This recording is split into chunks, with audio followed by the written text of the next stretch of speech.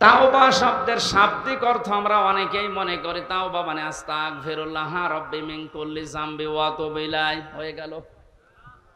তাওবা আর ইস্তেগফার এ দুইটা কিন্তু এক না, এ দুইটা শব্দ আলাদা, মাজদারও আলাদা। কথা বুঝতেছেন? তাওবা আর ইস্তেগফার, কেউ যদি ইস্তেগফার করতে চায় সব সময় আপনি করতে পারবেন, কিন্তু তাওবা আস্তাগফিরুল্লাহ আস্তাগফিরুল্লাহ আস্তাগফিরুল্লাহ বললেই তাওবা হয় না। তাওবা করার জন্য কমপক্ষে মানুষের জীবনে 3টা বিষয় মানা লাগে। ইস্তেগফার আর তাওবার ভেতরে পার্থক্য এই, কোন মানুষ যদি তাওবা করে ওর পেছনের অপরাধগুলো শুধু আল্লাহ মাফ করে দেয় না, ওই পোড়া জায়গাটা আল্লাহ নেকি দিয়ে ভরাট করে দেন। এখানে যারা এসেছি আজকে আমরা শুধু ইস্তেগফার না, তাওবা করার মতো তাওবা করে বাড়ি যাব। পেছনের অপরাধগুলো শুধু যেন মাফ হয়ে না যায়, ওই জায়গাটা যেন আল্লাহ নেকি দিয়ে ভরাট করে দেয়। বলেন আমিন। 1 নম্বরে যদি তাওবা কেউ করতে চায় তাকে বলা লাগবে আল্লাহ আমি অপরাধী, আমি। এই স্বীকৃতিটা এই পৃথিবীতে মানুষ দিতে চায় না। দেখবেন এই দেশে হাতে নাতে ধরা পড়ার পর অস্বীকার করে না, না তদন্ত করা লাগবে। তদন্ত 7 দিন সময় দিয়েছে যাদেরকে, ওদেরকে মাল মশলা মেরে ওর মুখ বন্ধ করে দেয়। আপনি যদি সত্যি তাওবা করতে চান সে যে কোনো বিষয়ে, আপনাকে প্রথমে স্বীকৃতি দেওয়া লাগবে ওই অপরাধের জন্য, ওই গুনার জন্য স্বীকার করা লাগবে যে হ্যাঁ আমি এই কাজ করেছি, আমি অপরাধী। এখন প্রশ্ন হচ্ছে আপনি স্বীকার করবেন কার কাছে? না না, আপনি শুনছেন না। অপরাধ করেছেন যার কাছে, স্বীকার করবেন তার কাছে। আপনি বিনা কারণে আমার মুখের উপর একটা থাপ্পড় দিলেন আর কাবা শরীফের গিলাফ ধরে বলছেন আস্তাগফিরুল্লাহ, হে আল্লাহ আমারে মাফ করে দাও, কিয়ামতের আগে মাফ পাবেন না। কারণ আপনি তো আল্লাহর গালে থাপ্পড় দেননি, দিয়েছেন আমার গালে। আগে আমার কাছে স্বীকার করেন যে হামজা ভুল হয়ে গেছে। হ্যাঁ, স্বীকার করার সময় আবার অনুশোচনা লাগবে, অনুতপ্ত হওয়া লাগবে। আপনি যদি একেবারে মোড নিয়ে বলেন ওই হামজা মাফ কর, মাফ হবে? আপনার প্রতি রাগ যা ছিল আমার আরো বেড়ে যাবে। আমি আবার বলছি দ্বিতীয় পয়েন্টটা, তাওবা যদি কেউ সত্যি করতে চায় ওই মানুষটা অপরাধ করবে যার কাছে, স্বীকার করবে তার কাছে। আপনি অপরাধ যদি আপনার স্ত্রীর কাছে করে থাকেন অবশ্যই স্বীকার করবেন স্ত্রীর কাছে, এটা কোনো দোষের কিছু না। স্ত্রীর কাছে দোষ করেছে আর শ্বশুরের কাছে বলছে শ্বশুর আমারে মাফ করে দেন, হবে না। বিনা কারণে আপনি আমাকে পুলিশের হাতে তুলে দিলেন, আমি কিছুই জানি না ওই বিষয়ে, আর আপনি মাফ চাচ্ছেন মসজিদে নামাজ পড়ে, কিয়ামতের আগে মাফ পাবেন না। এইটা মনে হয় এই এলাকায় আছে। আমার ভাইরা এই জন্য তাওবা বিভিন্ন পীরের দরবারে গেলেই বলে তাওবা করো আস্তাগফিরুল্লাহ, এটা তার বাক্য। শর্ত আপনাকে মানা লাগবে, স্বীকৃতি দেওয়া লাগবে যে আল্লাহ আমি অপরাধী, অপরাধ করেছেন যার কাছে, স্বীকার করবেন তার কাছে। 2 নম্বরে অনুতপ্ত হয়ে অনুশোচনা নিয়ে।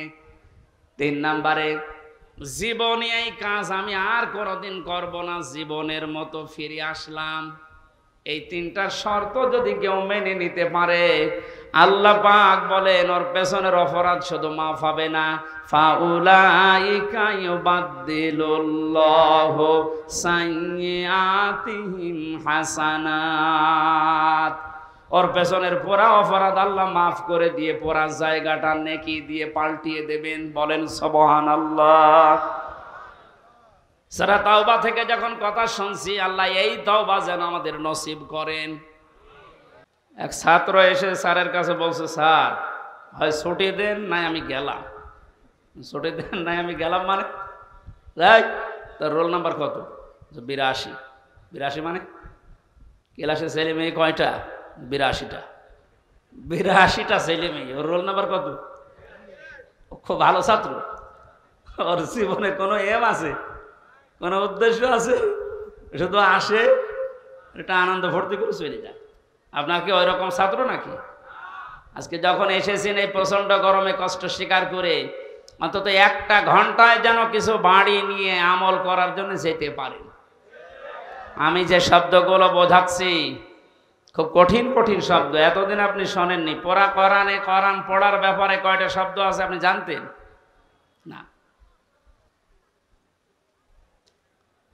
তাহলে কোরআন যদি কেউ বলে আমি কোরআন পড়ি, তার শর্ত মানা লাগবে কয়টা? 1 নম্বরে শুদ্ধ করে, 2 নম্বরে বুঝতে হবে, 3 নম্বরে যে বুঝবে ওই বিষয়ের উপরে তার বাস্তব জীবনে আমল করা লাগবে। এটাই ঝামেলা। আমরা জানি না এখানে এমন কেউ নেই যে টাকা ছেড়ে রাখে। যারা টাকা আসে, সুদের এই টাকা নেওয়া হারাম, এ জানে নাকি? হিন্দুও জানে, কথা বলেন না কেন? এটা জানার পরও আমাদের আমল আছে। বলে এই যে 1 বিঘা জমি দেয়, 1 লক্ষ টাকা নেয়, 8-10 বছর এটা চাষ করে খায়, যখন ফেরত দেয় তখন 1 লক্ষ টাকায় ফেরত দেওয়া লাগে। এই সিস্টেম আছে না দেশে? এই নাম কি? এগ্রিমেন্ট? না না, এটা জায়েজ নেই।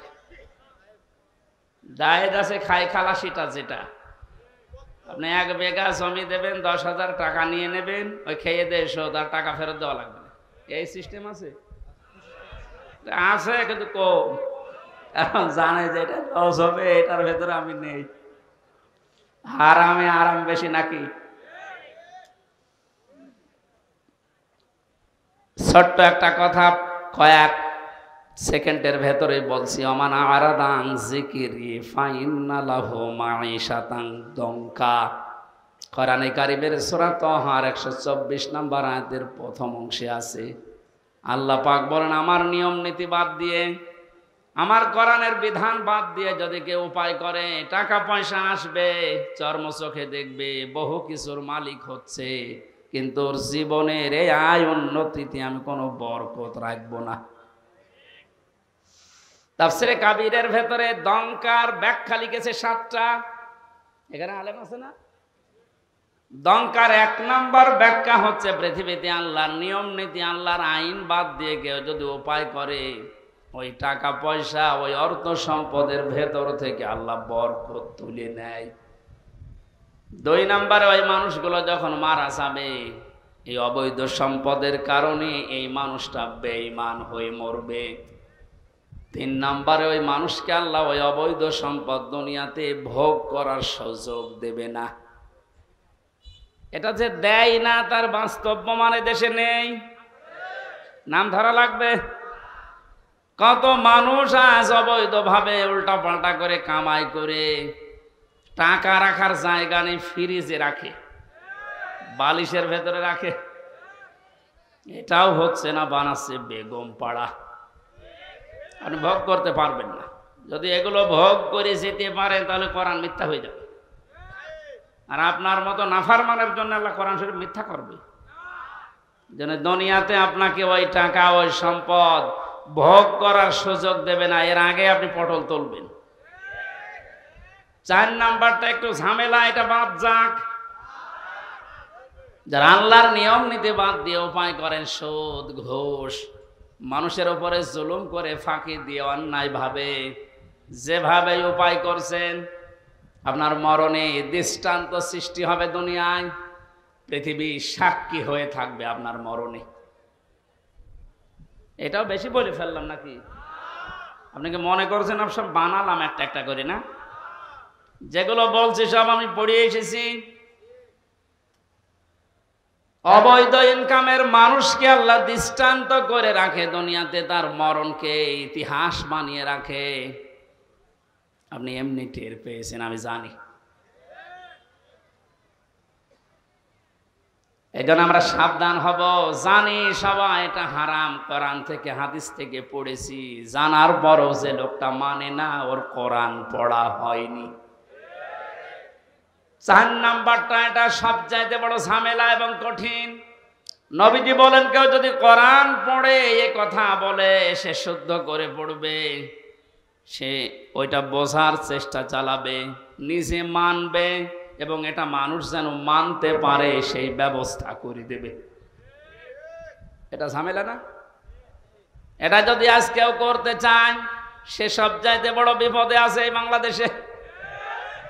আমি কোরআন পড়ি, আমি শুদ্ধ করেই পড়ি, আমি বুঝি, এবং আমি যতটুকু বুঝি অতটুকু মানার চেষ্টা চালাচ্ছি, অসুবিধা নেই। 4 নাম্বারটা, আমি যতটুকু মানি এটা মানুষ যেন মানতে পারে ওই ব্যবস্থা আমি করে দিতে চাই।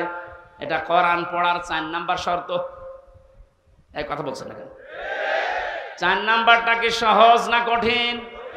এটা করতে গেলে আজ পদে পদে বিপদ। তাহলে 4টা শর্ত যারা মানে না, ওদের কোরআন পড়া হচ্ছে। জন্মের পর থেকে এটা শুনেছি, কেউ যদি কোরআনের একটা হরফ পড়ে তার নেকি হয় কয়টা? হ্যাঁ, আপনার পড়া তো আবার পড়ার মতো হওয়া লাগবে। আপনি যদি আমার ছোট মেয়ের মতো পড়েন, ওর বয়স 4 বছর, ও তো পড়ে, ওই 1 লাইন পড়তে গেলে 1 লাইনে যদি 10টা শব্দ থাকে 9টা ভুল করে, ওর পড়া হচ্ছে। আপনার পড়াও তো ওইরকম হয়ে যাচ্ছে। নবীজির হাদিসের প্রথম শব্দ ছিল, যে ব্যক্তি কোরআন পড়ে, তার মানে 4টা শর্ত যারা দুনিয়ায় মানতে পারে ওদের পড়া হয়, আর ওদের প্রতিটি অক্ষরে 10টা করে নেকি হয়। দ্বিতীয় শব্দ ছিল ফাস্তাজহারাহু, কোরআন পড়ে শেষ করে দেয় না, যে ব্যক্তি কোরআনকে ইজহার করার চেষ্টা চালায়। যারা আরবি গ্রামার বোঝে, ফাস্তাজহারাহু এই শব্দের ব্যাখ্যা আমি যত পেয়েছি, আধুনিক ব্যাখ্যা হচ্ছে প্রকাশ করা, ইজহার করা, দাঁড় করানো, স্পষ্ট করা, কায়েম করা, বিজয় করা। কোরআন যারা পড়বে ওই 4টা হক অনুযায়ী এবং কোরআনকে বিজয়ী করার জন্য যারা চেষ্টা চালাবে, এই সংখ্যা বাংলাদেশে কম না বেশি? ও,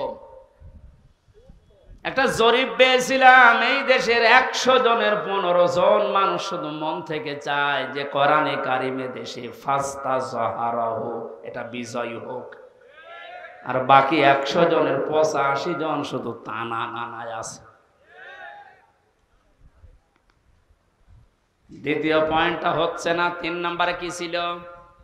ফাহাল্লা হালালাহু ওয়া হারামা হারামাহু, যে ব্যক্তি কোরআনকে ইজহার করতে পারে এই ব্যক্তি হালালকে হালাল মানবে, হারামকে হারাম জেনে ছেড়ে দেবে।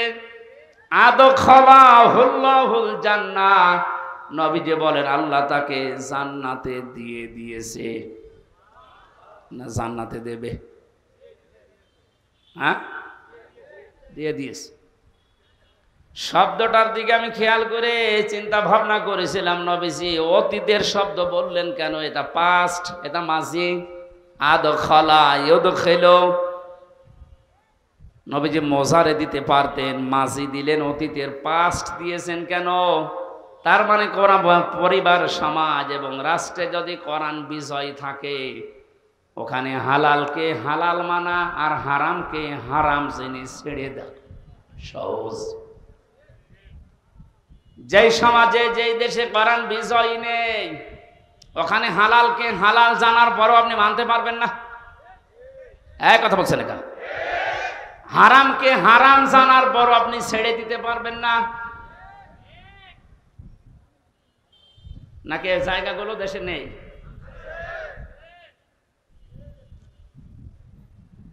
এই জন্য প্রতিটি শব্দের আগে দেখবেন ফা দেওয়া আছে। মান ক্বারাআল কুরআনা ফাস্তাজহারাহু ফাহাল্লা হালালাহু, সব ফা দিয়ে আরম্ভ। ফায়ের ব্যাখ্যা আছে। ফা শব্দটা আরবি গ্রামার অনুযায়ী 19টা অর্থে ব্যবহার হয়। এখানে যে ফা দিয়ে নবী যে বাক্যগুলো আরম্ভ করছেন, প্রতিটির পেছনে লুকিয়ে আছে আগেরটা যদি মানতে পারো পরের ফল দেখতে পাবে। তা আপনি কোরআন পড়ছেন কি করে? আপনি নিজে এবার টের পান 4টা শর্ত মিলছে না। কোরআনকে ইজহার করার জন্য, বিজয় করার জন্য আপনার কোনো কার্যকারী ভূমিকা নেই। তাহলে হালালকে আপনি হালাল জেনে মানবেন কি করে? হারামকে হারাম জানার পরে ছেড়ে দেবেন কি করে? আদখালাহুল্লাহুল জান্নাত পরে, এর পরের শব্দে পেয়েছি ওয়াশাফাআহু ফি আশারাতিন মিন আহলি বাইতিহি কুল্লুহুম ক্বাদ ওয়াজাবাত লাহুন নার। বিশ্বনবী বলেন, সত্যি যদি আল্লাহ রাব্বুল আলামিনের হারামকে হারাম জানার পরে তুমি ছেড়ে দিতে পারো, হালালকে হালাল জেনে আঁকড়িয়ে ধরতে পারো, আল্লাহ তোমাকে শুধু জান্নাতে দেবে না, তোমার সুপারিশে পরিবারের 10 জন মানুষকে জান্নাতে দিয়ে দেবে। যাদের উপরে জাহান্নাম অবধারিত হয়ে গিয়েছিল, তাহলে যে কোরআন শুনতে এসেছে আপনি বুঝলেন এর মর্যাদা কোথায়। আল্লাহ পাকে হাদিসটা আমাদের প্র্যাকটিক্যাল লাইফে সেট করার তৌফিক দেন, বলেন আমিন। দরুদ আর সালাম পড়ছে আমাদের নবী মুহাম্মদুর রাসূলুল্লাহ সাল্লাল্লাহু আলাইহি ওয়াসাল্লামের প্রতি। মহান আল্লাহ তার যে সমস্ত নাম আছে, এই নামগুলো দুনিয়াতে কয়েকটা নবীর নামের শেষে দিয়েছেন। তার ভেতরে আমাদের নবীকে আল্লাহ দিয়েছেন রাউফুর রহিম, খুলুকিন আযীম। ইব্রাহিম নবী আলাইহিস সালামকে ইসমাইল নবীকে দিয়েছিলেন গোলামিন হালিম, আমার সহনশীল বান্দা। ইসহাক নবীকে ডাক দিয়েছিলেন গোলামিন আলিম, আমার জ্ঞানী বান্দা। আর মুহাম্মদুর রাসূলুল্লাহকে দিয়েছেন খুলুকিন আযীম, আমার মহান বান্দা। এত বড় চরিত্র আমার নবী মুহাম্মদুর রাসূলুল্লাহকে আমি দিয়েছি, কিয়ামত পর্যন্ত মানুষ শুধু অনুসরণ করে যাবে, এর কুল কিনারা খুঁজে পাবে না, বলেন সুবহানাল্লাহ। সেই নবীর আদর্শ আজ আমাদের সামনে পড়ে আছে। জন্ম থেকে মৃত্যু পর্যন্ত তাকে বাদ দিয়ে আপনি কাকে আদর্শ মেনে চলেন? আপনার বিবেককে প্রশ্ন করেন। আল্লাহর ঘোষণা দেওয়া একটা আদর্শ আছে দুনিয়ায়, কয়টা? বলেন বলেন। আল্লাহ নিজে ঘোষণা দিয়েছেন যে এই আদর্শটা মেনে চলো। ইয়াসিন ওয়াল কুরআনিল হাকিম। ইয়া মানে হে, সিন মানে সাজ্জেদ। আল্লাহ পাক জানাতে চেয়েছেন, হে নেতা, দুনিয়াতে আল্লাহর ঘোষণা দেওয়া নেতা আদর্শ মাত্র একটা, তার নাম মুহাম্মদুর রাসূলুল্লাহ। আল্লাহ রাব্বুল আলামিন পুরা কোরআনে নবীকে 7টা নামে বিশেষভাবে ডাক দিয়েছেন। তার ভেতরে ইয়াসিন, তহা, মুহাম্মদ, আহমদ, আব্দুন, মুজাম্মিল, মুদাসসির। বগুড়াবাসী, বিবেক যদি থাকে আজকেই কাজে লাগাবেন। আল্লাহর ঘোষণা দেওয়া নেতা আদর্শ যার নাম তিনি জানিয়েছেন মুহাম্মদুর রাসূলুল্লাহ, সেটা বাদ দিয়ে যদি পৃথিবীর কাউকে আপনি অনুসরণ করেন, অনুকরণ করে চলেন, আপনি মরতে দেরি, জাহান্নামে যেতে দেরি হবে না। এইটা আমি বানালাম না, এটা আমি বানিয়েছি। ইমাম বুখারী রাহমাতুল্লাহ আলাইহি বুখারী শরীফ লেখার আগে একটা কিতাব লিখেছেন আল আদাবুল মুফরাদ।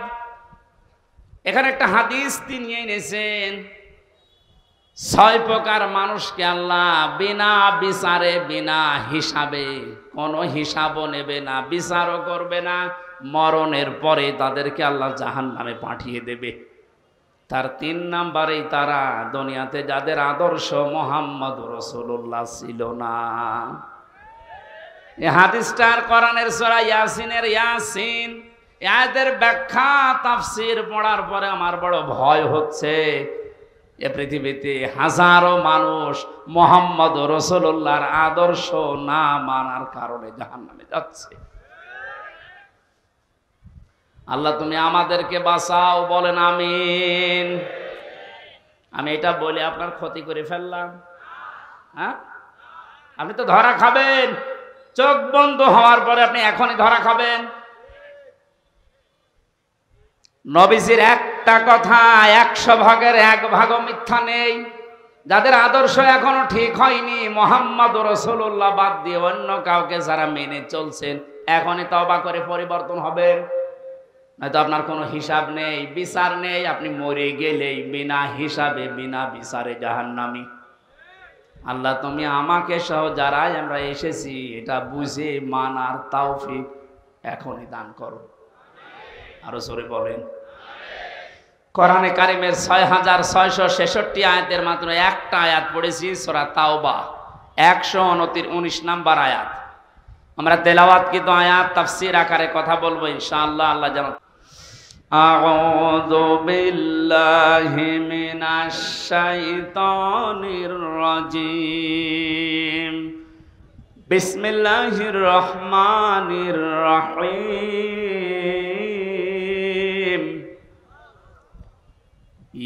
ইয়া আইয়ুহাল্লাযীনা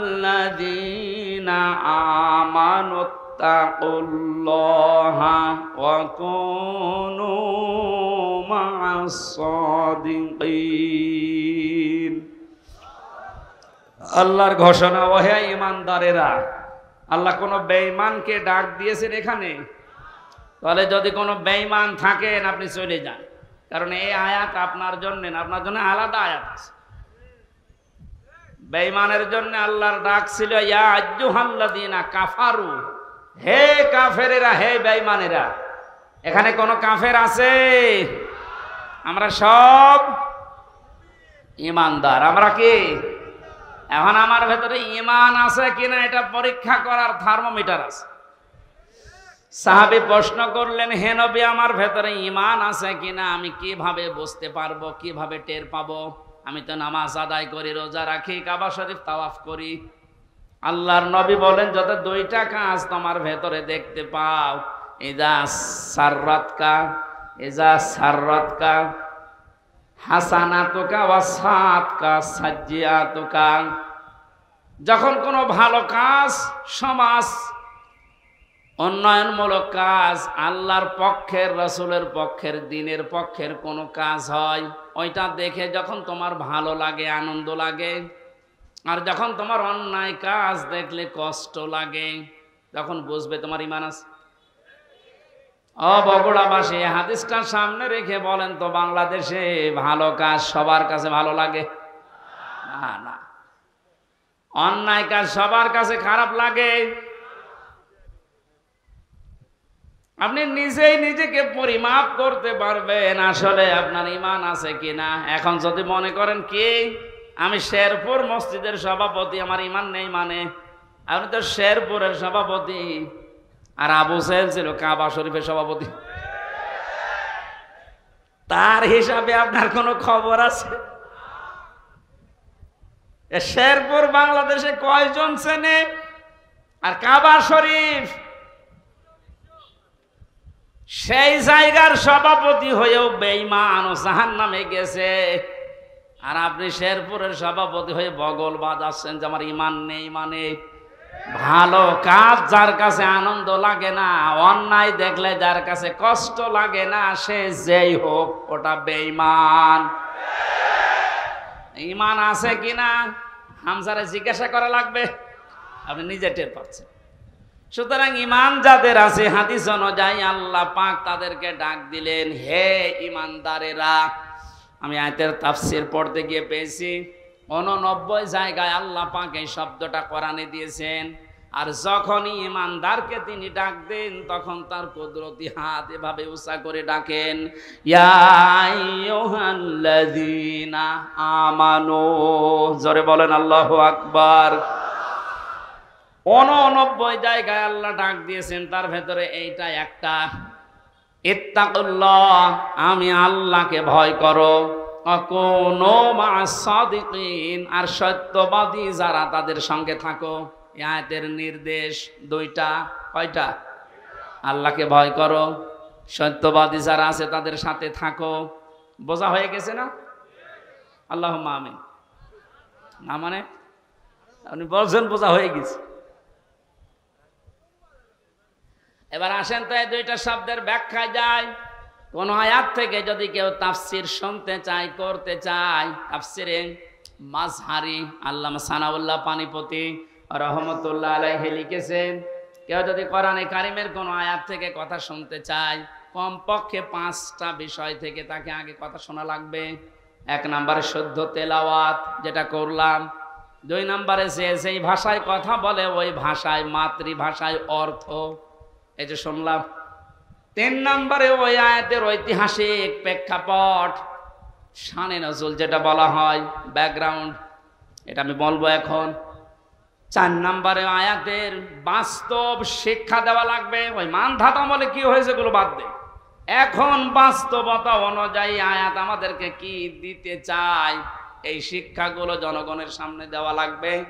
5 নম্বরে আয়াত থেকে যে শিক্ষাগুলো পাবে ওইগুলো নিয়ে বাড়ি যে আমল করবে। আমরা 2টা করে ফেলেছি, শুদ্ধ তেলাওয়াত আর মাতৃভাষায় অর্থ। যেটা সূরা তাওবার আয়াত, কোন সূরা বলেন বলেন? 129টা আয়াত আছে, মাত্র একটা আয়াত পড়েছি, 119 নম্বর আয়াত। তাওবা শব্দের শাব্দিক অর্থ আমরা অনেকেই মনে করি তাওবা মানে আস্তাগফিরুল্লাহ রাব্বি মিন কুল্লি যামবি ওয়া আতুবু ইলাইহি, হয়ে গেল। তাওবা আর ইস্তেগফার এই 2টা কিন্তু এক না, এই 2টা শব্দ আলাদা, মাজদারও আলাদা। কথা বুঝতেছেন? তাওবা আর ইস্তেগফার, কেউ যদি ইস্তেগফার করতে চায় সব সময় আপনি করতে পারবেন, কিন্তু তাওবা আস্তাগফিরুল্লাহ আস্তাগফিরুল্লাহ আস্তাগফিরুল্লাহ বললেই তাওবা হয় না। তাওবা করার জন্য কমপক্ষে মানুষের জীবনে 3টা বিষয় মানা লাগে। ইস্তেগফার আর তাওবার ভেতরে পার্থক্য এই, কোন মানুষ যদি তাওবা করে ওর পেছনের অপরাধগুলো শুধু আল্লাহ মাফ করে দেয় না, ওই পোড়া জায়গাটা আল্লাহ নেকি দিয়ে ভরাট করে দেন। এখানে যারা এসেছি আজকে আমরা শুধু ইস্তেগফার না, তাওবা করার মতো তাওবা করে বাড়ি যাব। পেছনের অপরাধগুলো শুধু যেন মাফ হয়ে না যায়, ওই জায়গাটা যেন আল্লাহ নেকি দিয়ে ভরাট করে দেয়। বলেন আমিন। 1 নম্বরে যদি তাওবা কেউ করতে চায় তাকে বলা লাগবে আল্লাহ আমি অপরাধী, আমি। এই স্বীকৃতিটা এই পৃথিবীতে মানুষ দিতে চায় না। দেখবেন এই দেশে হাতে নাতে ধরা পড়ার পর অস্বীকার করে না, না তদন্ত করা লাগবে। তদন্ত 7 দিন সময় দিয়েছে যাদেরকে, ওদেরকে মাল মশলা মেরে ওর মুখ বন্ধ করে দেয়। আপনি যদি সত্যি তাওবা করতে চান সে যে কোনো বিষয়ে, আপনাকে প্রথমে স্বীকৃতি দেওয়া লাগবে ওই অপরাধের জন্যে, ওই গুনার জন্য স্বীকার করা লাগবে যে হ্যাঁ আমি এই কাজ করেছি, আমি অপরাধী। এখন প্রশ্ন হচ্ছে আপনি স্বীকার করবেন কার কাছে? না না, আপনি শুনছেন না। অপরাধ করেছেন যার কাছে, স্বীকার করবেন তার কাছে। আপনি বিনা কারণে আমার মুখের উপর একটা থাপ্পড় দিলেন আর কাবা শরীফের গিলাফ ধরে বলছেন আস্তাগফিরুল্লাহ, হে আল্লাহ আমারে মাফ করে দাও, কিয়ামতের আগে মাফ পাবেন না। কারণ আপনি তো আল্লাহর গালে থাপ্পড় দেননি, দিয়েছেন আমার গালে। আগে আমার কাছে স্বীকার করেন যে হামজা ভুল হয়ে গেছে। হ্যাঁ, স্বীকার করার সময় আবার অনুশোচনা লাগবে, অনুতপ্ত হওয়া লাগবে। আপনি যদি একেবারে মোড নিয়ে বলেন ওই হামজা মাফ কর, মাফ হবে? আপনার প্রতি রাগ যা ছিল আমার আরো বেড়ে যাবে। আমি আবার বলছি দ্বিতীয় পয়েন্টটা, তাওবা যদি কেউ সত্যি করতে চায় ওই মানুষটা অপরাধ করবে যার কাছে, স্বীকার করবে তার কাছে। আপনি অপরাধ যদি আপনার স্ত্রীর কাছে করে থাকেন অবশ্যই স্বীকার করবেন স্ত্রীর কাছে, এটা কোনো দোষের কিছু না। স্ত্রীর কাছে দোষ করেছে আর শ্বশুরের কাছে বলছে শ্বশুর আমারে মাফ করে দেন, হবে না। বিনা কারণে আপনি আমাকে পুলিশের হাতে তুলে দিলেন, আমি কিছুই জানি না ওই বিষয়ে, আর আপনি মাফ চাচ্ছেন মসজিদে নামাজ পড়ে, কিয়ামতের আগে মাফ পাবেন না। এইটা মনে হয় এই এলাকায় আছে। আমার ভাইরা এই জন্য তাওবা বিভিন্ন পীরের দরবারে গেলেই বলে তাওবা করো আস্তাগফিরুল্লাহ, এটা তার বাক্য। শর্ত আপনাকে মানা লাগবে, স্বীকৃতি দেওয়া লাগবে যে আল্লাহ আমি অপরাধী, অপরাধ করেছেন যার কাছে, স্বীকার করবেন তার কাছে। 2 নম্বরে অনুতপ্ত হয়ে অনুশোচনা নিয়ে। 3 নম্বরে জীবনে এই কাজ আমি আর কোনোদিন করব না, জীবনের মতো ফিরে আসলাম। এই তিনটা শর্ত যদি কেউ মেনে নিতে পারে, আল্লাহ পাক বলেন ওর পেছনের অপরাধ শুধু মাফ হবে না, ফাউলাইকা ইউবাদদিলুল্লাহু সাইয়্যাতিহিম হাসানাত। ওর পেছনের পুরা অপরাধ আল্লাহ মাফ করে দিয়ে পুরা জায়গাটা নেকি দিয়ে পাল্টিয়ে দেবেন। বলেন সুবহানাল্লাহ। সূরা তাওবা থেকে যখন কথা শুনছি, আল্লাহ এই তাওবা যেন আমাদের নসিব করেন। এবার আমরা ব্যাখ্যায় যাচ্ছি। আল্লাহ পাক ইমানদারকে ডাক দিয়ে তাকে ভয় করার জন্য আহ্বান জানিয়েছেন, আদেশ দিচ্ছেন। এখন ভয় কি? জন্মের পর থেকে শব্দটা আমিও শুনছি যে আল্লাহকে ভয় করো, আল্লাহকে ভয় করো। কি এটা কি? তাকওয়ার যে ব্যাখ্যাগুলো আমরা বলি, আধুনিক ব্যাখ্যা হচ্ছে যে যেই বিষয়ে কাজে আছে ওই বিষয়ের জ্ঞান অর্জন করে প্রশিক্ষণ নিয়ে ওই কাজ আঞ্জাম দেওয়ার নাম হচ্ছে তাকওয়া। আমি আবার বলছি, যে যেই কর্মজীবনে আছেন, যে যেই জায়গাটা দখল করে আছেন, ওই বিষয়ের ওপরে জ্ঞান অর্জন করে দক্ষতা প্রশিক্ষণ নিয়ে ওই কাজে আঞ্জাম দেওয়ার নাম হচ্ছে তাকওয়া। না, হয়নি। আমি আবার বলছি, তাকওয়া মানেই শুধু আমার মতো জুব্বা গায়ে দিয়ে বড় পাগড়ি গলায় নিয়ে হাতে তসবিহ নিয়ে শুধু সুবহানাল্লাহ সুবহানাল্লাহ বলা না। তাকওয়া মানে যে যেখানে আছেন ওই জায়গায় ওই জায়গার জ্ঞান অর্জন করে দক্ষতা প্রশিক্ষণ নিয়ে দক্ষতা অর্জন করে ওই কাজ আঞ্জাম দেওয়ার নাম তাকওয়া। এটা যদি আজ বাংলাদেশে থাকতো আমরা অনেক উপরে চলে যেতাম। অধিকাংশ মানুষকে এমন দায়িত্ব পালন করতে দেখা যায় ও বিষয়ে কোনোদিনের পড়াশোনা নেই, দক্ষতা নেই, প্রশিক্ষণ নেই, আন্দাজে ওই কাজে হাত দিয়ে ওটার 12টা বাজায় আরো বেশি। নিচে নামা লাগবে? ঠিক আছে। তাকওয়ার দ্বিতীয় ব্যাখ্যা হচ্ছে আল্লাহর নিষিদ্ধ কাজগুলো জানার পরে শুধু ছেড়ে দেওয়া না, ঘৃণা করে ছেড়ে দেওয়ার নাম তাকওয়া। কথা বুঝতেছে? আল্লাহ আমাদেরকে তাকওয়া অর্জন করার মাধ্যমে 9টা উপকার করতে চেয়েছেন। দুনিয়াতে কেউ যদি তাকওয়াবান হতে পারে, তাকওয়া মানে কি শুধু জুব্বা গায়ে দেওয়া, শুধু জিকির করা? যেখানে যেই কাজে আপনি হাত দিয়েছেন, হ্যাঁ আপনি লেবার, কোনো অসুবিধা নেই, আপনি গাড়ি সারেন, মনে করেন গাড়ির মিস্ত্রি, ওই বিষয়ের উপরে লেখাপড়া করে ওই বিষয়ে প্রশিক্ষণ নিয়ে দক্ষতা অর্জন করে ওই কাজকে সুচারুরূপে আঞ্জাম দেওয়ার নাম কি? আরো জোরে বলেন। আর চাইনার দিকে তাকান, দিন দিন উন্নতি এমনি করছে, এইটা থাকার কারণ। ওরা যে যে বিষয়ের উপরে দক্ষতা অর্জন করে লেখাপড়া, আমি জেলে যখন ছিলাম 3টা বছর, কয়েকজন চাইনিজ আমার সাথে ছিল। ওরা কি টাকা পয়সার ঝামেলার কারণে ধরা পড়েছিল আর দিয়েছে আমার পাশের রুমে। ভাষা তো বুঝতাম না, কিন্তু কর্মদক্ষতা, ওদের যে কাজ কারবার ভেতরে এত বুদ্ধি, জীবনে কোনোদিন কল্পনাও আসে না যে এই পানির বোতল দিয়ে এই কাজ করা যায়। ও ছাতা ওইটা করে দেখাতো। তো এই বিষয়ের ওপর ওদের লেখাপড়া আছে, কর্মদক্ষতা আছে এবং প্রশিক্ষণ নিয়েছে, এই জন্য দিন দিন ওরা উপরে উঠতেছে।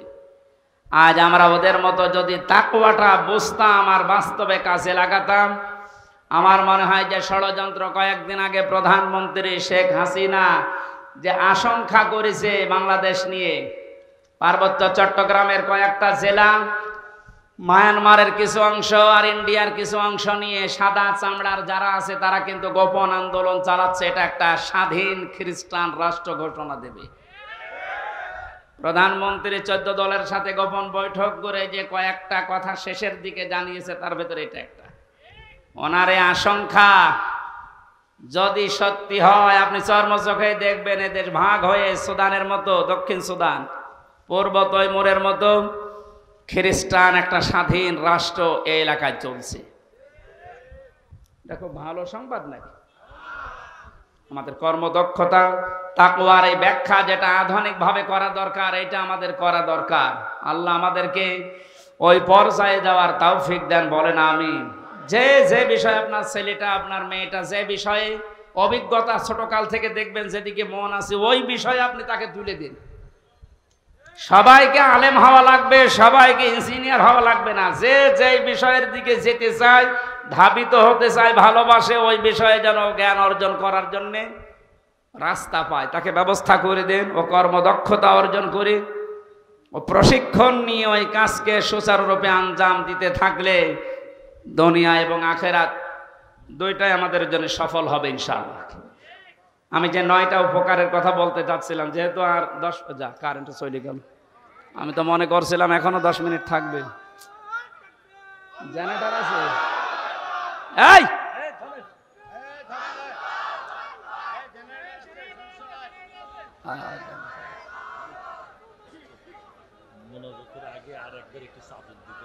বারবার ঝামেলা করা বলছে, কিন্তু একবার এতক্ষণ সময় নিলেন আবার। সুবহানাল্লাহ আলহামদুলিল্লাহ লা ইলাহা ইল্লাল্লাহ, সুবহানাল্লাহ আলহামদুলিল্লাহ লা ইলাহা ইল্লাল্লাহ, লা ইলাহা ইল্লাল্লাহ মুহাম্মাদুর রাসূলুল্লাহ। আল্লাহুম্মা সাল্লি আলা সাইয়্যিদিনা মাওলানা মুহাম্মাদ।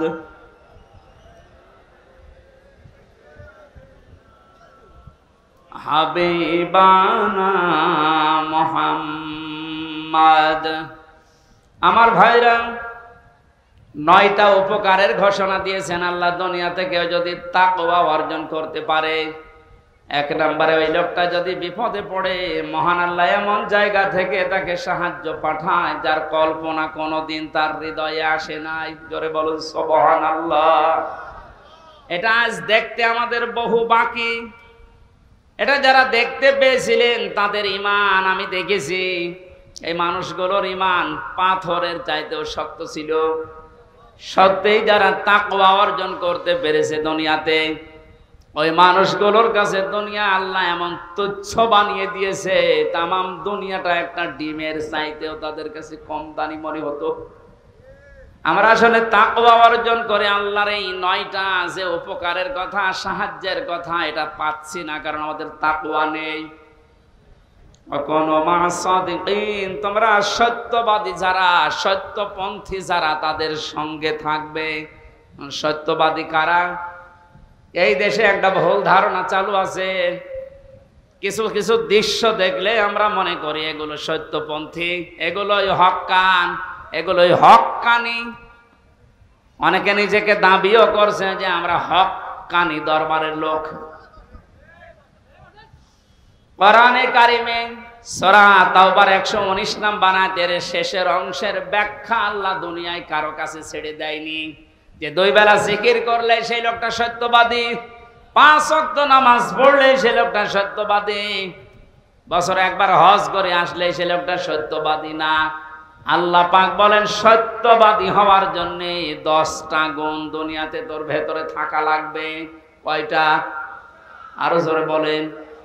বগুড়াবাসী, আপনি এখন থেকে আমি সহ প্রত্যেকেই মিলাবো আল্লাহর বর্ণনা অনুযায়ী 10টা গুণ আমার ভেতরে আছে কিনা।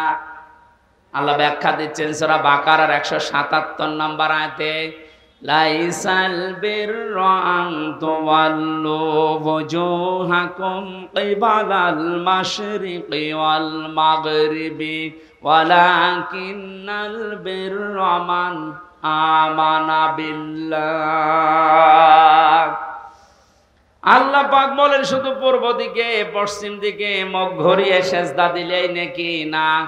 আসল নেকির কাজ হচ্ছে আল্লাহর প্রতি ঈমান আনা। কার প্রতি? প্রশ্ন আসতে পারে, হুজুর আমার ঈমান আছে, আমি আল্লাহকে বিশ্বাস করি না। কেউ যদি আল্লাহকে বিশ্বাস করে কথা বলতে চায়, কমপক্ষে 4টা বিষয় দুনিয়াতে তার ভেতরে পাওয়া যাবে।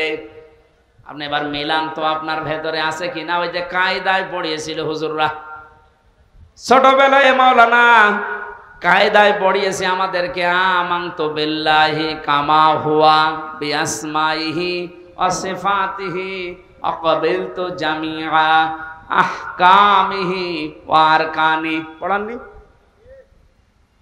উনি বলতে চেয়েছে আমানতু বিল্লাহ, যারা বলে আল্লাহ আমি তোমাকে বিশ্বাস করে, প্রথমে আপনাকে স্বীকার করাচ্ছেন কামা হুয়া, আমি এমন আল্লাহকে বিশ্বাস করি যার অস্তিত্ব আছে। কি আছে? পৃথিবীর অন্যান্য ধর্মের লোকদের সাথে আমাদের মিল নেই, এই কারণে আমরা এমন আল্লাহকে বিশ্বাস করি যার অস্তিত্ব আছে, যার নাম আছে বিআসমাইহি, শুধু নাম না, তার নামের গুণাগুণ আছে, কার্যকারিতা আছে। আল্লাহর নাম আমরা অনেকেই জানি 99টা, আল্লাহর নাম 5000-এর উপরে। প্রতিটি নাম আল্লাহ নিয়েছেন, ওই নামগুলোকে গুণাগুণ দিয়ে কার্যকারিতা হিসাবে আমাদের দেখিয়েছেন। আল্লাহ রব নাম নিয়েছেন, এই কারণে নেই থেকে পূর্ণতায় আমাদেরকে পৌঁছিয়ে দিয়েছেন এই রব নামের কারণে। কথা বলেন না কেন? মায়ের বীর গভীরে যখন বাবার এই বীর্যটা দ্রুত গতিতে যে আশ্রয় নেয়, আল্লাহ রাব্বুল আলামিন বলেন এই যে নেই থেকে আস্তে আস্তে হামজা পর্যন্ত বানালাম। এই যে নেই থেকে পূর্ণতায় যিনি প্রতিটি জিনিসকে পৌঁছিয়ে দেন, আরবিতে তার নাম বলা হয় রব। এই নামটা আল্লাহ নিয়েছেন, এই কারণে হামজা এখানে বসে আছে। আমার বাবার স্ফলিঙ্গ দিয়ে দ্রুত গতিতে আমার মায়ের রেহেমের ভেতরে যে পানিটা গিয়েছিল, বিজ্ঞান এখন দেখাচ্ছে ওই 1 ফোঁটা নাপাক পানির ভেতরে 40,000 হামজা তৈরি হওয়ার ক্ষমতা ছিল। হয়তো 40,000 ওই পর্যন্ত তৈরি হয়ে দুনিয়ায় আসতে পারত, কিন্তু কেউ পর্যন্ত যেতে পারেনি। জরায়ের দেওয়ালের সাথে ধাক্কা লেগে অনেকে পড়ে গেছে, অনেকে মারা গেছে। আমি হামজা একা ওই জায়গায় গিয়ে 40 দিনে শুধু পাল্টিয়েছি। আমি নুতফা, মুদগা, আলাকা এগুলো হতে হতে 6 মাসের পরে চামড়া দিয়ে, বডি দিয়ে স্ট্রাকচার তৈরি করে আমার ভেতরে আল্লাহর রূহ দিয়ে একটা আকৃতি দিয়েছেন। ওয়াল্লাযী ইউসাউবিরুকুম ফিল আরহামি কাইফা ইয়াশা। আল্লাহ পাক বলেন তিনি সে আল্লাহ যিনি মায়ের রেহেমের ভেতরে তোমার এই আকৃতিটা বানিয়েছেন। তোমার মার বাবার পক্ষ থেকে 8টা জিনিস ওই নাপাক পানি দিয়ে আল্লাহ বানিয়েছিলেন। চুল, রগ, হাড় আর পর্দা, রক্ত, গোশত, চর্বি আর চামড়া। আল্লাহ পাক বলেন আমার নাম যে রব, এই কারণে আমি আল্লাহ নিজে 5টা জিনিস তোকে দিয়েছি হামজা। ওয়াজআলা লাকুমুস সামাআ ওয়াল আবসারা ওয়াল আফইদা ইলা আখিরি আয়াত। এটা সূরা নাহলের 78 নম্বর আয়াতের মাঝের অংশে আছে। আল্লাহ পাক বলেন শ্রবণ শক্তি, দর্শন শক্তি, বাক শক্তি, আকেল শক্তি আর ঘ্রাণ শক্তি, এই 5টা জিনিস আমি আল্লাহ আমার রব নামের কারণে তোকে দিয়েছি। 8, 5, 13টা জিনিস যখন এক হয়, ছেলে হবে না মেয়ে হবে, আকারটা আমি আল্লাহর সিদ্ধান্ত অনুযায়ী তৈরি হয়। তাহলে ছেলে হয় মেয়ে হয়নি যারা মন খারাপ করি, এটা মন খারাপের বিষয় না, এই সিদ্ধান্ত কার? আমার বোর। বলেন ছেলে হলে মেয়ে হলে যারা মন খারাপ করে স্ত্রীর উপরে, প্রকার আনতে তারা যেন আল্লাহর সিদ্ধান্তের উপরে নারাজ। আমি সহ যারা এই জাহিলিয়াতে আছি, আল্লাহ তাদেরকে যেন মুক্তি করেন। বলেন আমিন। ছেলে হোক মেয়ে হোক, কারো দোষ আছে? স্বামীর দোষ আছে? আল্লাহ রাব্বুল আলামিন বলেন 8, 5, 13টা জিনিস যখন এক হয়ে যায়, 6 মাস পার হয়ে যাওয়ার পরে একে আমি দুনিয়াতে আস্তে করে বের করার সিদ্ধান্ত নেই। আল্লাহু আখরাজাকুম মিন বুতুনি উম্মাহাতিকুম লা তা'লামুনা শাইআ। মায়ের পেট থেকে আস্তে করে দুনিয়ার ময়দানে আমি আল্লাহ তোকে নিয়ে আসলাম। এমন অবস্থায় নিয়ে এসেছিলাম যখন কিছু খেতে পারতিস না। এই জন্য আমি আল্লাহ তোর মায়ের স্তনে 6 মাস আগেই তোর জন্য খাবার আমার রব নামের কারণে গরম করে রেডি করে রেখেছি। মায়ের স্তনের ভেতরে যদি একটা বোটা দিতাম, চষা মারলে অনেকগুলো দুধ এসে তোর কচি কণ্ঠ আটকে যেত, মরে যেতে, শ্বাস নিতে পারতে না। আমি যে রব নামটা নিয়েছি এই কারণে মায়ের ওই স্তনে সূক্ষ্ম সূক্ষ্ম 32টা ছিদ্র দিয়েছি। একবার চষা দিলে যেন একবার এই দুধগুলো এসে তোর মুখের ভেতরে প্রবেশ না করে, ওই জায়গায় জমা হয়ে সূক্ষ্ম সূক্ষ্ম 32টা ছিদ্র দিয়ে আস্তে আস্তে করে এসে তোর জীবন আমি বাঁচিয়েছি। আমি রব নামটা খেলা করার জন্য নেয়নি। মুখটা নাপাক করি না, মায়ের পেটের ভেতরে নাভির ভেতর দিয়ে খাবার পাস করে দিয়ে তোর মুখটা পবিত্র রেখেছিলাম। অথচ দুনিয়ায় আসার পরে আমি তোর দিকে তাকিয়ে দেখি এই মুখের ভেতরে কত হারাম অপবিত্র নাপাক জিনিস দিয়ে ভর্তি করিস। কথা বলেন ঠিক কিনা? আপনি কি মনে করেন শুধুমাত্র কুকুরের পায়খানা, মানুষের পায়খানা, শুকুরের গোশত খাওয়ায় হারাম? ভাইয়ের জমি যারা, বোনের জমি যারা জাল দলিল করে ফাঁকি দিয়ে লিখে নেয়, ওইটাও কুকুরের মাংসের মতোই হারাম। যারা মেয়ের জমি ফাঁকি দিয়ে ছেলেকে লিখে দিয়েছেন, আপনি বিশ্বাস করতে পারেন জাহান্নামের টিকিট আপনার একটা বুক করা হয়ে গেছে। শরীক ফাঁকি দেওয়া মানুষ বগুড়ায় নেই? এই কথা বলেন। যারা শরীক ফাঁকি দিয়েছেন আপনার ইবাদত কবুল বন্ধ হয়ে গেছে, আগে ওইগুলো ফেরত দেবেন। আজকেই বাড়ি যে বোনের সম্পদ আগে ফেরত দেবেন, তারপর আপনি নামাজ পড়া আরম্ভ করবেন। এখন যদি বলেন ও সাদা তো ফেরতও দিতে পারে না, নামাজও কবুল হয় না, ও নামাজই পড়বো না। আপনি নামাজ না পড়লে আল্লাহর ক্ষমতা হারিয়ে যাবে। বলেন, নিজের কপালে নিজে আপনি আঘাত করছেন, নিজের পায়ে নিজে কোড়াল মারছেন। এই সময়টা আর দুনিয়ায় ফেরত পাবেন না। আমার এখন 32 বছর বয়স। আমি কি জীবনে ইচ্ছা করলে আর 12 বছরে ফিরে যেতে পারবো? আজকের মাহফিলের প্রধান অতিথি, ওনার বয়স মনে করেন এখন 60 বছর। কিয়ামত পর্যন্ত যে চেষ্টা করে 12 বছরে ফিরে যেতে পারবে। যে সময়টা পার করে ফেলেছি আর কোনোদিন ফেরত পাবেন না। সুতরাং এইটাই আমাদের হায়াতের আসল জীবন। এইটার জন্য আল্লাহ একটা কসম দিয়েছেন, ওয়ালা আসরি ইন্নাল ইনসানা লাফি খুসর।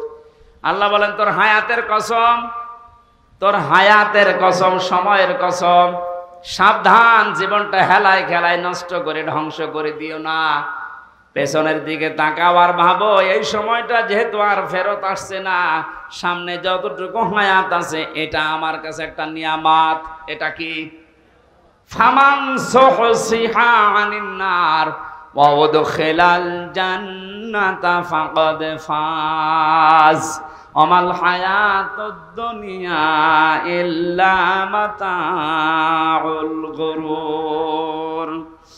আল্লাহ রাব্বুল আলামিন বলেন, হে পৃথিবীর মানুষেরা, দুনিয়ার জীবনে বেশি দিন ক্ষমতায় থাকা, বেশি টাকা পয়সা, গাড়ি বাড়ির মালিক হওয়া, শরীর স্বাস্থ্য মোটা হওয়া, ভালো হওয়ায় সফলতা না। সফল মানুষ তো ওইটা যাকে আমি আল্লাহ মরণের পরে জাহান্নামের আগুন থেকে মাফ করে দিয়ে জান্নাতি বলে ঘোষণা দেব, এইটাই সফলতা। আর এটা পাওয়ার জন্য দুনিয়ার জীবনে কি করা লাগবে? আস্তে আস্তে করে আপনি জাহান্নামের অন্যায় কাজগুলো ছেড়ে দিয়ে দিয়ে জান্নাতের ভালো ভালো কাজের দিকে এগিয়ে যাবেন। সুতরাং এই দেশে আমরা যারা অন্যায়, অবৈধ, শয়তানি কাজ কারবার আস্তে আস্তে ছেড়ে দিয়ে মানবতার পক্ষে, ইসলামের পক্ষে এই কাজগুলো আস্তে আস্তে যারা আঞ্জাম দিতে পারবো, আপনি বুঝবেন আল্লাহ আপনাকে এই দুনিয়াতেই জাহান্নামের পথ থেকে জান্নাতের দিকে এগিয়ে দিচ্ছে। আপনি সফল। আমাল হায়াতুদ দুনিয়া ইল্লা মাতাউল গুরুর, এই শব্দটা আল্লাহ এত কঠিন ভাবে কোরআনে দিয়েছেন। এ পৃথিবীর মানুষেরা ভালো করে শোনো, দুনিয়ার জীবন কিন্তু একটা ধোঁকা। একটা কি? আপনার সন্তান আপনার জন্য ধোঁকা, স্ত্রী ধোঁকা, টাকা পয়সা, ক্ষমতা, প্রভাব, প্রতিপত্তি সবগুলো আল্লাহ বলেন ধোঁকা। বিশ্বাস যদি না হয়, মিথ্যায় চোখ বন্ধ করে দেখেন এগুলো কেমন ধোঁকা। আল্লাহ এই ধোঁকাটা এখনই আমাকে বোঝার তৌফিক দিন। ও বগুড়াবাসী, এটা যত তাড়াতাড়ি বুঝতে পারবেন তত তাড়াতাড়ি আপনার কল্যাণ হবে। আপনি যদি এখনই বোঝেন যে হ্যাঁ এগুলো আসলে ধোঁকা, আপনার অন্যায় অবৈধ কাজের ভাগ দুনিয়ায় কেউ নেবে না, অথচ অবৈধ কাজ করে যা কামাই করে শেষ করে দেয়নি নামের কার্যকারিতা গুণাগুণ আমি আল্লাহ ওগুলো বাস্তবে বহন করি। আমি রাজ্জাক নাম নিয়েছি, শুধু নিয়েই শেষ করে দেয়নি। রাজ্জাক নামের কারণে পৃথিবীর যত সৃষ্টি আছে সবাইকে আমি আল্লাহ রিজিক দেই। জোরে বলেন সুবহানাল্লাহ। রিজকের দায়িত্ব কার? আরো জোরে বলেন। জাহান্নাম থেকে বাঁচার দায়িত্ব কার? যেইটার দায়িত্ব আল্লাহ আমাদেরকে দিয়েছেন ওইটার বিষয়ে আমরা বেখবর হয়ে আছি, বেহুশ হয়ে আছি। আল্লাহ আমাদের আমলের ইমানের উপরে ভিত্তি করে আখিরাতে নাজাত দেবেন এইটার কোনো খবর আমাদের নেই। অথচ সেইটার দায়িত্ব আল্লাহ নিজের হাতে নিয়েছেন ওইটা নিয়ে পেরেশান হয়ে আজ হাজারো মানুষ জাহান্নামের টিকিট কেটে বিদায় নিচ্ছে। আল্লাহ মাতাওয়াল গরুরটা একটু বসার তৌফিক আমাদেরকে দাও না, বলেন আমিন। এই জন্য এমন আল্লাহর উপর আমরা ঈমান এনেছি যার অস্তিত্ব আছে, যার নাম আছে, আর প্রতিটি নামের গুণাগুণ আছে, কার্যকারিতা আছে। তিনি হুকুম দিয়েছেন, তিনি আরকান দিয়েছেন। এগুলো যারা বিশ্বাস করে বাস্তব জীবনে মানতে পারে এই মানুষগুলোই আসল নেকির কাজে আছে। ওয়াল ইয়াউমিল আখির, কিয়ামতের ময়দানের বিশ্বাস দৃঢ় থাকা লাগবে। কিসের বিশ্বাস? জন্মের পর থেকে আমার মনে হয় আমরা এই শব্দের সাথে পরিচিত যে কিয়ামত হবে, কিয়ামতে জবাব দেওয়া লাগবে। এটা যে নেকির কাজ, এটা যারা বিশ্বাস করেছিল তাদের জীবনের দিকে আপনি তাকান। আল্লাহ ঘটনাগুলো এমনি খেলা করার জন্য শুনিয়েছেন তা না। খলিফাতুল মুসলিমিন হযরত ওমর, এই যে হিসাব, এটা বিচার, এটা যে কি জিনিস আমরা এখনো অনেকে টের পাই না। মানে বিশ্বাস করেছিলেন যে বিচার হবে, হিসাব দেওয়া লাগবে। সন্তানটা ভর্তি করে দিলেন মাদ্রাসায়। হযরতে আব্দুল্লাহ, ওই একই জায়গায় হুসাইন হযরতে আলীর সন্তান লেখাপড়া করত। হযরতে হুসাইন রাদিয়াল্লাহু তাআলা আনহু বারবার কলম ফেলে দিচ্ছিলেন। আব্দুল্লাহকে বলেন তুলে দাও।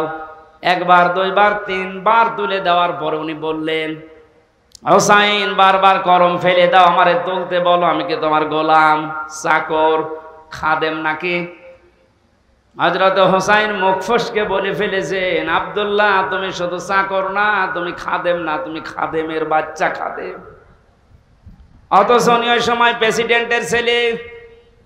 বাড়িতে গিয়ে বলছে, আব্বা আমি আর মাদ্রাসায় যাব না, হুসাইন আমাকে গালি দিয়েছে, আমি নাকি খাদেমের বাচ্চা খাদেম, তুমিও নাকি খাদেম, তুমি যদি বিচার না করো এই মাদ্রাসায় পড়াই বন্ধ করে দেব। খলিফাতুল মুসলিমিন হযরত ওমর বললেন, সন্তান এখন না, বিচার জমার দিন নামাজের সময় করব। খুতবা দিচ্ছিলেন, ডাক দিয়ে বললেন, হোসাইন এখানে আসো। বলে হ্যাঁ। সামনে আসো। তুমি আমার সন্তানটাকে গালি দিয়েছো? বলে হ্যাঁ দিয়েছি। কেন দিলে? ইমাম হোসাইন ডাক দিলেন, খলিফা বুকে হাত দিয়ে বলেন তো, আপনি কি আমার নানার খাদেম ছিলেন না? আমি তো দেখেছি আপনি আমার নানার খেদমত করছেন। খাদেমের ছেলেকে খাদেমের বাচ্চা বলেছি, অসুবিধা কি? হযরত ওমর কেঁদে ফেললেন। ডাক দিয়ে বলে, হোসাইন আমি তো এভাবে কোনোদিন ভাবি নাই, তুমি শব্দটা লিখে দিতে পারবে? কাগজ কলম নিয়ে আসেন। খেজুরের পাতা নিয়ে এসেছে, লিখে দিলেন, হোসাইন আমি নিজে আলীর সন্তান হয়ে বলছি, ওমর আমার নানার খাদেম ছিল, আমি দেখেছি। সই করে দিলাম। হযরতে ওমর রাদিয়াল্লাহু তাআলা আনহু কাগজটা হাতে নিয়ে জমা খেলেন। সাহাবীদেরকে বললেন, নবীর সাহাবীরা বিচার হয়ে গেছে। হযরত আব্দুল্লাহ তো ছোট মানুষ, বলে আব্বা তুমি তো বিচার শুরুই করলে না, কি করে হয়ে গেল? হযরত ওমর বলে, সন্তান যে বিচার করেছে দুনিয়া না, মরণের পরও কাছে লাগবে। আমি যখন মারা যাব এই কাগজটা আমার কাফনের ভেতরে দিয়ে দিও। কিয়ামতের ওই কঠিন ময়দানে মহান আল্লাহ যখন আমার জীবনের হিসাব আরম্ভ করবে, কিছুই যদি কবুল না হয় এই কাগজটা আল্লাহকে দেখাতে পারবো। রব্বুল আলামিন তোমার নবীর নাতি লিখে দিয়েছে আমি নাকি নবীর খাদেম ছিলাম, এ বছরে আমার আজকে মাফ করে দাও। তাছাড়া জবাব দেওয়ার মতো কোনো কাজ, কোনো আমল আমার হাতে নেই। অথচ তাদের জীবনের যে নেকির কাজের বর্ণনা হাদিসে পাওয়া যায়। নবীজি বলেন, আকাশের তারকাকেও যদি গণনা করে একদিন শেষ করে ফেলতে পারবে, কিন্তু ওমর মুসলমান হওয়ার পরে যে নেকির কাজ করেছিল কোনোদিন কেউ গণনা করে শেষ করতে পারবে না। এই মানুষটা যদি কিয়ামতে জবাব দেওয়া লাগবে, এই টেন্ডেন্সিতে এত ভয়ে থাকে, এত টেনশনে থাকে, আমাদের অবস্থান কোথায়? নেকির কাজ শুধু পশ্চিম দিকে মুখ করে নামাজ পড়লে হয় না, আল্লাহর প্রতি ঈমান আনা, কিয়ামতে জবাব দেওয়া লাগবে আল্লাহর সামনে দাঁড়িয়ে, এই বিশ্বাস দৃঢ় করা, এটা নেকির কাজের মূল। এটা যতদিন পর্যন্ত আমাদের দেশের 1628 জন মানুষের ভেতরে বদ্ধবল না হবে, এই দেশটা ততদিন দুর্নীতি মুক্ত হবে না। আল মালায়েকাতে ফেরেশতাদের বিশ্বাস করা, অল কিতাবে কিতাবে বিশ্বাস করা, অন্নাবিয়িন নবীদেরকে বিশ্বাস করা, ওয়াতাল মালা আলা হুব্বিহি দাবিল কুরবা, আল্লাহর মহব্বতে নিজের সম্পদ চাহিদা থাকার পরও যারা নিকট আত্মীয় স্বজনের জন্য ব্যয় করে। ও বাংলার জনগণ, এই গুণটা আজ বাংলাদেশে কার ভেতরে আছে আপনি তাকান। নিজের প্রয়োজন থাকার পরেও নিজের সম্পদ যারা নিজের নিকট আত্মীয়, এতিম, মিসকিন, অসহায়, বন্যাগ্রস্ত মানুষদের পাশে যারা দাঁড়ায়, এই মানুষগুলো আল্লাহর ভাষায় সত্যবাদী, এরাই মুত্তাকি। মুত্তাকি সত্যবাদী খোঁজার জন্য আমেরিকায় যাওয়া, সৌদি আরবে যাওয়া দরকার নেই। এই 10টা গুণ যে বলছি একটা একটা করে আপনি মিলান। আকামাস সালাতা ওয়া আতাজ যাকাত, দুনিয়ায় যারা নামাজ কায়েম করার জন্য চেষ্টা চালায়, সম্পদ থাকলে যারা যাকাত দিয়ে দেয়, যারা ধৈর্য ধারণ করে বিপদে আপদে মুসিবতে, দুনিয়ায় কোনো বিষয় যদি একবার ওয়াদা দিয়ে ফেলে, জীবন চলে গেলেও তারা ওয়াদা রক্ষা করে। উলাইকাল্লাযীনা সাদাকু ওয়া উলাইকা হুমুল মুত্তাকুন। কোরআনে কারিমের সূরা বাকারার 177 নম্বর আয়াতের শেষে আল্লাহ জানিয়েছেন, এরাই ঈমানের দাবিতে সত্যবাদী, আর এরাই হচ্ছে আমি আল্লাহর নিকটে মুত্তাকি। জোরে বলেন সুবহানাল্লাহ। আল্লাহ কোরআনের এই আয়াতগুলো আমাদের জীবনে সেট করার তৌফিক দিন, বলেন আমিন।